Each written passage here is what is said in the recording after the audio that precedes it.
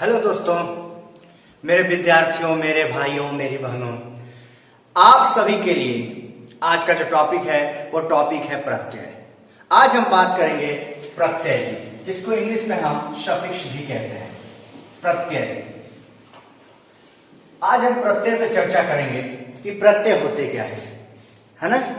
तो ये जो टॉपिक है, ये टॉपिक आपके किसी भी प्रतियोगी परीक्षा में, चाहे वो टेट का परीक्षा हो या सी टेट का परीक्षा या राजस्थान टेट का परीक्षा हो या किसी भी राज्य में जो भी परीक्षाएं, प्रतियोगी परीक्षाएं हैं, उनमें जिनमें हिंदी आती है, उन सभी परीक्षाओं के लिए यह जो टॉपिक है एक महत्वपूर्ण टॉपिक है। और मेरा सभी टॉपिक के साथ मेरा एक ही ध्येय होता है, मेरा एक ही मकसद होता है कि आप जिस प्रतियोगी परीक्षा में मेरे टॉपिक को पढ़ रहे हैं, जिस प्रतियोगी परीक्षा के लिए इसकी तैयारी कर रहे हैं, उस प्रतियोगी परीक्षा में आपको उस टॉपिक से जो है कि कोई परेशानी ना आए। तो मेरा जो अनुभव है, मेरा जो एक्सपीरियंस है, उसके बदौलत मैं पूरी कोशिश करता हूं कि आपको अपने जो परीक्षाएं हैं, जिस टॉपिक को मैं आपको तैयार कर रहा हूं, उस टॉपिक से आप कभी अटके नहीं। तो बेफिक्र रहिए आप इसके लिए। आप केवल अपनी पढ़ाई को जारी रखिए, आप वीडियो को देखिए, ताकि आप जो मैं टॉपिक पढ़ा रहा हूं आपको क्लियर हो सके। तो हिंदी में अब आपको डरने की जरूरत नहीं है, हिंदी के लिए कहीं जाने की जरूरत नहीं है। हिंदी का चलता फिरता किताब बना के रखूंगा आपको, लेकिन आपको पढ़ना पड़ेगा, आपको इस वीडियो को देखना पड़ेगा। प्रत्यय को जानने के लिए आपको पूरा वीडियो आखिरी तक देखना पड़ेगा। और यदि आप नए विद्यार्थी हमसे जुड़ रहे हैं तो चैनल को सब्सक्राइब कीजिए, लाइक कीजिए, शेयर कीजिए और कमेंट में लिखिए। और आप सभी लोगों का मैं स्वागत करता हूं हमारे इस YouTube चैनल में, और आज आपके लिए इस टॉपिक की शुरुआत करता हूं। तो एकदम बेफिक्र होकर मेरे साथ जुड़ जाइए अपने सपनों को साकार करने के लिए, क्योंकि कंपटीशन बहुत है और तैयारी करना भी बहुत जरूरी है। तो तैयारी एकदम सटीक होनी चाहिए, एकदम गोल पे होनी चाहिए, एकदम मंजिल पे होनी चाहिए। ठीक है, तो एकदम मन से तैयारी कीजिए और मेरे टॉपिक में, मेरे सब्जेक्ट में आपको कोई रोक नहीं सकता, इस बात का मैं गारंटी देता हूं। तो आइए शुरू करते हैं हम लोग प्रत्यय। प्रत्यय होता क्या है? प्रत्यय कहते किसको है? देखिए मेरे दोस्तों, प्रत्यय का मतलब क्या होता है? देखिए, प्रत्यय यानी प्रति जमा अय, है ना। प्रति जमा अय से जिसका निर्माण हो रहा है उसे हम क्या कहेंगे? उसे हम कहेंगे प्रत्यय, है ना। प्रति जमा अय से जिसका निर्माण हो रहा है उसे हम कहेंगे प्रत्यय। प्रति का अर्थ होता है साथ में, साथ में, पर बाद में, पर बाद में, साथ में, पर बाद में। ठीक है। और अय का मतलब होता है चलने वाला, चलने वाला, साथ में पर बाद में चलने वाला। इसे हम क्या कहते हैं? इसे हम कहते हैं प्रत्यय। इसे हम क्या कहते हैं? इसे प्रत्यय कहते हैं। ठीक है। यानी जो शब्द के शब्दांश, शब्दांश कि, या ऐसे इसको आप कह सकते हैं कि शब्द के अंत में, शब्द के अंत में लगने वाला शब्दांश, इसे हम क्या कहेंगे? इसे हम कहेंगे प्रत्यय। ठीक है। शब्द के अंत में, देखिए हम लोग उपसर्ग पढ़े थे, प्रीफिक्स। प्रीफिक्स क्या होता है कि शब्द, मूल शब्द के शुरुआत में जो शब्द लगते हैं या जो शब्दांश लगते हैं उन्हें हम उपसर्ग कहते हैं। प्रत्यय क्या होता है कि मूल शब्द के अंत में जब शब्द लगते हैं या शब्दांश लगते हैं तो उन्हें हम प्रत्यय कहते हैं। ठीक है दोस्तों। देखिए, जब प्रत्यय किसी क्रिया के अंत में लगे, जब प्रत्यय किसी क्रिया के अंत में लगे तो उसे हम कृत प्रत्यय कहते हैं, और जब प्रत्यय संज्ञा, सर्वनाम या विशेषण के अंत में लगे तो उसे तद्धित प्रत्यय कहते हैं। ठीक है। तो प्रत्यय के बारे में आप जान लिए, यानी मूल शब्द के अंत में लगने वाले शब्दांश को हम प्रत्यय कहते हैं। देखिए, आसान भाषा में समझ लीजिए, मूल शब्द के अंत में लगने वाले शब्दांश को हम प्रत्यय कहते हैं। उदाहरण के तौर पर मान लीजिए, मैं एक उदाहरण आपको देता हूं। जैसे हमने लिखा सफल।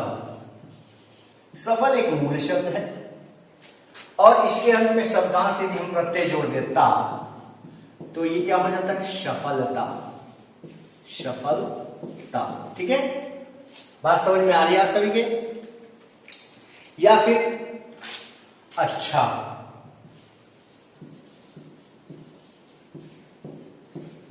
ये मूल शब्द है, इसके अंत में ई प्रत्यय हमने जोड़ दिया तो क्या हो जाएगा? अच्छाई।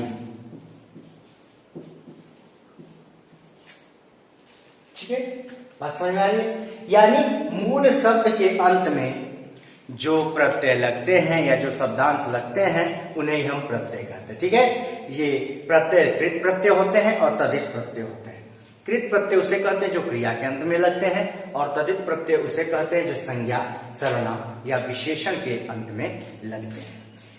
प्रत्यय को हम तत्सम प्रत्यय के रूप में जान सकते हैं, तद्भव प्रत्यय के रूप में जान सकते हैं, आगत प्रत्यय के रूप में जान सकते हैं, या ई प्रत्यय के रूप में जान सकते हैं। तो सबसे पहले हम संस्कृत प्रत्यय के बारे में चर्चा करेंगे। तो आइए देखते हैं संस्कृत प्रत्यय के कुछ उदाहरण। हिंदी प्रत्यय को 4 भागों में बांटा गया, जैसे मैंने अभी बताया आपको कि संस्कृत प्रत्यय, हिंदी प्रत्यय, विदेशक प्रत्यय या आगत प्रत्यय भी कह सकते हैं इसको, और ई प्रत्यय। आइए इसको भी देख लेते हैं। 4 भागों में कौन कौन से प्रत्यय हिंदी में बांटे गए? तो संस्कृत प्रत्यय, इन्हें तत्सम प्रत्यय भी कह सकते हैं। संस्कृत प्रत्यय, हिंदी प्रत्यय, इन्हें हम तद्भव प्रत्यय भी कह सकते हैं।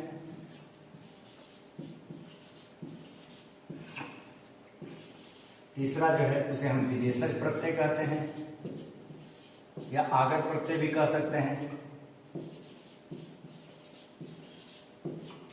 और चौथा जो है उसे हम कहते हैं ई प्रत्यय। ठीक है दोस्तों, तो आइए इन सभी प्रत्ययों के हम उदाहरण के जरिए आपको समझाते हैं प्रत्यय के बारे में।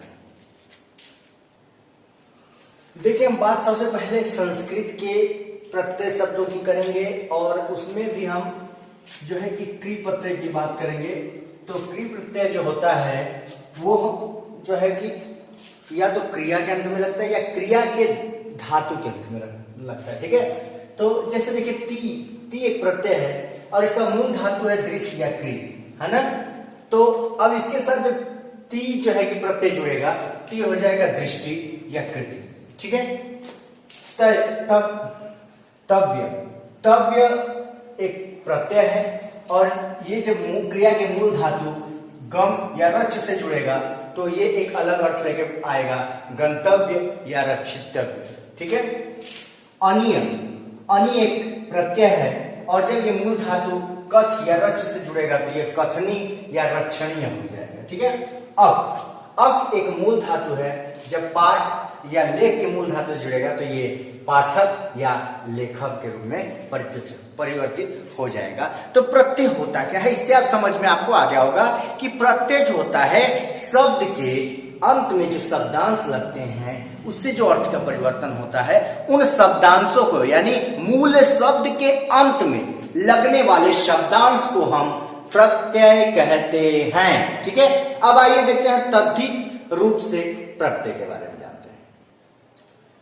अब बात करेंगे हम तद्धित प्रत्यय की। तद्धित प्रत्यय देखिए होता है जैसे कि कृत प्रत्यय होता है कि किसी क्रिया के शब्द के मूल शब्द के अंत में जो प्रत्यय लगता है या फिर क्रिया के धातु के अंत में जब प्रत्यय लगता है तो उसे कृत प्रत्यय कहते हैं। ठीक है, लेकिन जब किसी विशेषण, संज्ञा या सर्वनाम कि मूल शब्द के अंत में प्रत्यय लगता है तो उसे हम तद्धित प्रत्यय कहते हैं। क्या कहते हैं? तद्धित प्रत्यय, तद्धित प्रत्यय। ठीक है, तद्धित प्रत्यय कहते हैं दोस्तों।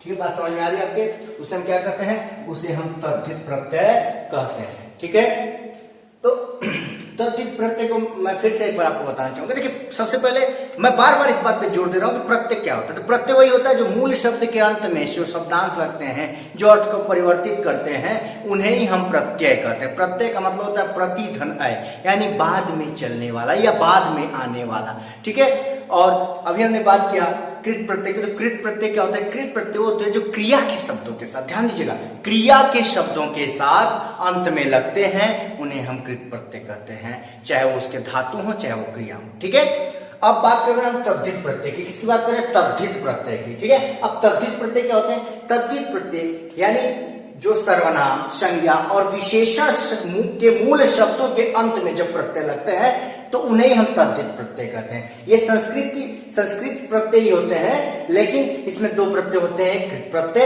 एक तद्धित प्रत्यय। कृत प्रत्यय क्रिया के मूल शब्दों के साथ जब अंत में शब्दांश लगते हैं प्रत्यय के तो कृत प्रत्यय कहलाते हैं, और तद्धित प्रत्यय जब संज्ञा सर्वनाम या विशेषण के मूल शब्दों के अंत में प्रत्यय लगते हैं तो वो तद्धित प्रत्यय कहलाते हैं। तो तद्धित प्रत्यय का देखिए, जैसे प्रत्यय है आयन, क्या है आयन, आयन मूल शब्द क्या है तिलक या वत्स, ठीक है, तिलक या वत्स ये मूल शब्द है, ठीक है, मूल शब्द है, ठीक है।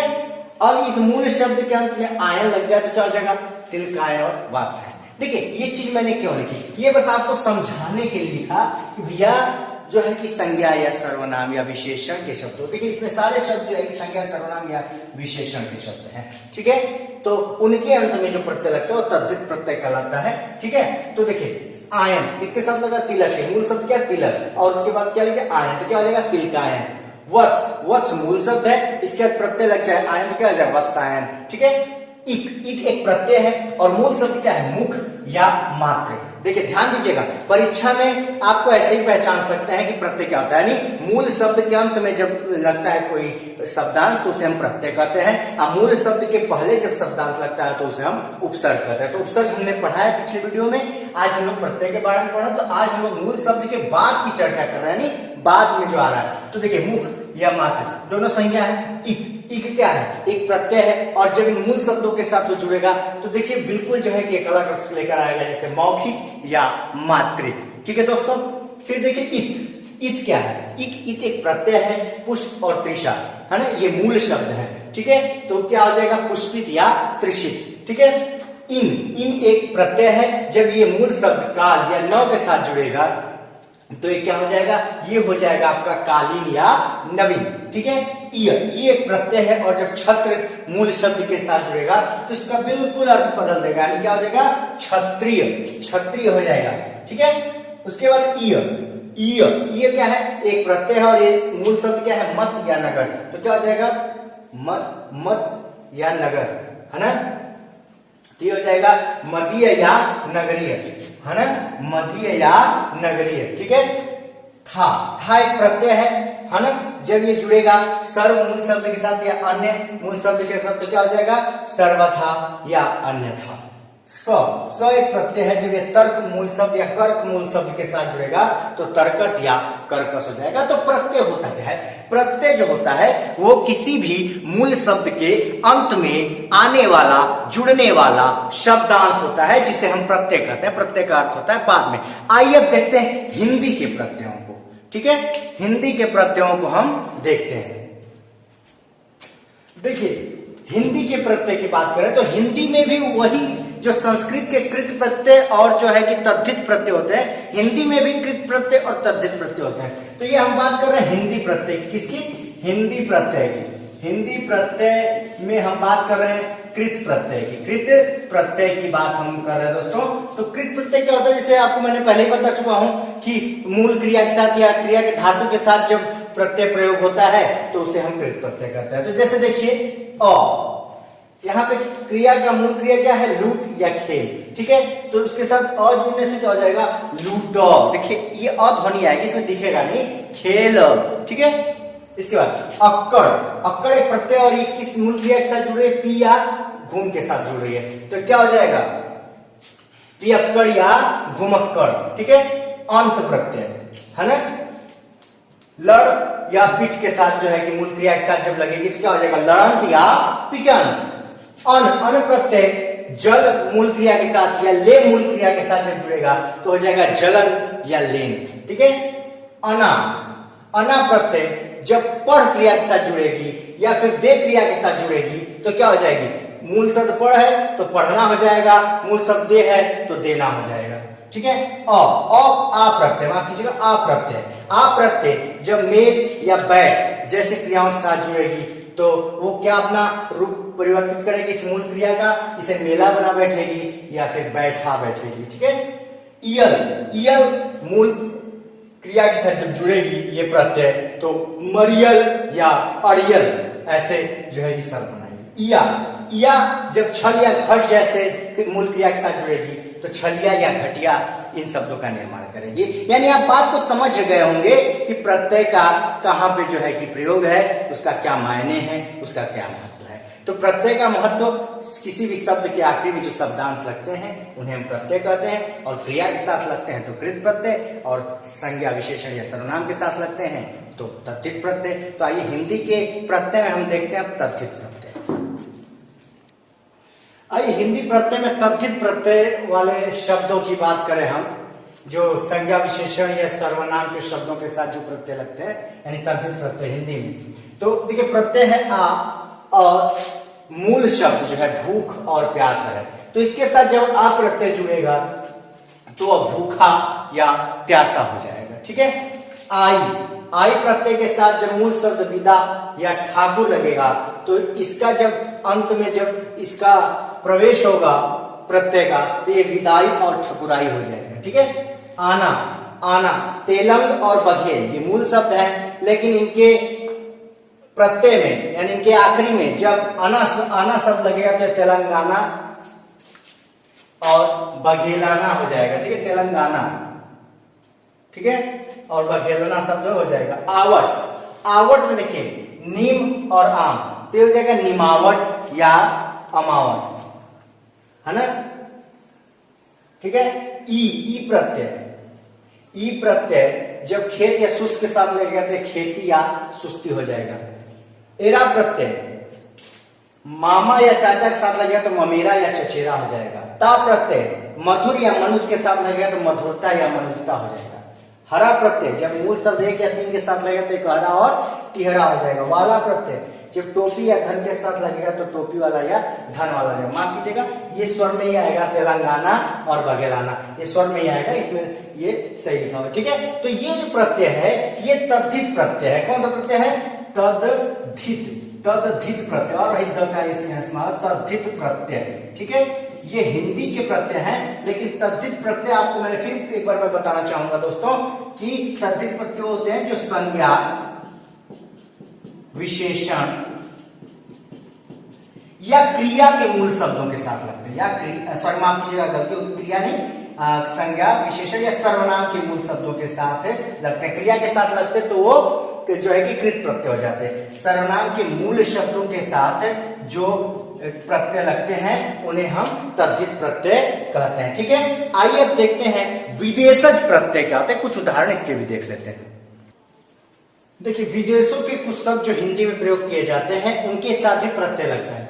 जैसे देखिए कार प्रत्यय, है ना, पेश मूल शब्द या कास्ट मूल शब्द के साथ लगेगा तो ये पेशकार और काश्तकार में परिवर्तित हो जाएगा। खाना एक प्रत्यय है, और ये जब डाक या मुर्गी जैसे मूल शब्दों के साथ लगेगा तो डाक खाना या मुर्गी खाना में परिवर्तित हो जाएगा। खोर रिश्वत या चुंगल के साथ जब इसका इस्तेमाल होता है तो ये रिश्वतखोर या चुगलखोर हो जाता है। दान कलम मूल शब्द है, पान मूल शब्द है, तो क्या हो जाएगा? कलम दान या पान दान। आब गुल या जुल के साथ जब लगता है तो ये गुलाब या जुलाब हो जाता है। यानी जब प्रत्यय किसी मूल शब्द के साथ जुड़ता है तो एक नया ही रूप ले लेता है, एक नया ही अर्थ ले लेता है। ठीक है, आइए अब देखते हैं कि ई प्रत्यय के कुछ उदाहरण, है ना। तो आइए देखते हैं ई प्रत्यय। अब बात करेंगे हम ई प्रत्यय की। ई प्रत्यय क्या होता है? तो सबसे पहले हम जान लेते हैं कि ई प्रत्यय होता क्या है। तो ई प्रत्यय कहते किसको है? तो ई प्रत्यय मेरे दोस्तों कहते हैं कि शब्दों को जब भाववाचक स्त्रीलिंग में बदल जाता है जो शब्द, उसे हम ई प्रत्यय कहते हैं। यानी जिन प्रत्ययों से जो शब्द होते हैं वे भाववाचक स्त्रीलिंग में परिवर्तन हो जाते हैं, उन्हें हम ई प्रत्यय कहते हैं। ठीक है, देखिए ई, अब देखिए ये भाववाचक स्त्रीलिंग में शब्द प्रयोग हो जाएंगे, जो है कि बदल जाएंगे ई प्रत्यय से। ई एक प्रत्यय है, मूल शब्द है रिश्तेदार या दोस्त। ठीक है, तो क्या हो जाएगा? रिश्तेदारी या दोस्ती। ठीक है, यहाँ स्त्रीलिंग शब्द का आभास हुआ, यानी ई प्रत्यय उसे कहते हैं जब शब्द जो है भाववाचक स्त्रीलिंग, यानी ई प्रत्यय से क्या होता है? शब्द जो है भाववाचक स्त्रीलिंग में बदल जाते हैं, उन्हें हम ई प्रत्यय कहते हैं। ठीक है दोस्तों, आइए बाज देखिए मूल शब्द है अकड़ या नशा, तो क्या हो जाएगा? अकड़बाज या नशाबाज। ठीक है, आना मूल शब्द है आशिक और मेहनत, तो क्या हो जाएगा? आशिकाना या मेहनताना। ठीक है, गर मूल शब्द है कार या जिल्द, तो क्या हो जाएगा? कारगर या जिल्दगर। ठीक है, इना और मूल शब्द है माह या नग, तो क्या हो जाएगा महीना, नगीना। ठीक है, बंद या बंदी, तो मेड़ या हद, तो हो जाएगा मेड़ बंद या हद बंदी। ठीक है, तो ये है प्रत्यय। और पूरे प्रत्यय का मैं आपको सार बताऊं तो दोस्तों, मेरे भाइयों, मेरे बहनों, जो भी विद्यार्थी इसको देख रहे हैं, मैं उनको बताऊं कि परीक्षा में ये सब इतनी बड़ी चीजें मैं जानते हैं आपको क्यों बताया, ये इसलिए बताया कि आपने बेसिक पकड़ लिया तो आप तरीका पकड़ने की कैसे पहचानेंगे कि जो है कि प्रत्यय होते क्या है, प्रत्यय को पकड़ते कैसे। तो प्रत्यय को पकड़ने के लिए दोस्तों, मूल शब्द से अगर आप जो है कि पीछे के कुछ शब्दांश को हटा दीजिए, वही प्रत्यय पकड़ में आता है। यानी सीधी सी बात है कि मूल शब्द के अंत में जुड़ने वाले शब्द ही प्रत्यय कहलाते हैं। उसके सारे जो है कि मैंने प्रकार के बारे में भी बता दिया, मैंने अपने हिसाब से उसको उदाहरण भी दे करके बता दिया, आप देख सकते हैं। बहुत कम ऐसा मिलता है ऐसे समझाने के लिए। ठीक है, तो ये जो समझाया मैंने, ये आपको अगर आपके दिमाग में थोड़ा भी घुस गया होगा, 50% भी घुस गया होगा, तो मैं गारंटी दे रहा हूं कि अब आप जो है कि प्रत्यय से संबंधित जब प्रश्न परीक्षा में आएंगे तो आप आसानी से हल कर लोगे, एकदम आसानी से हल कर लोगे।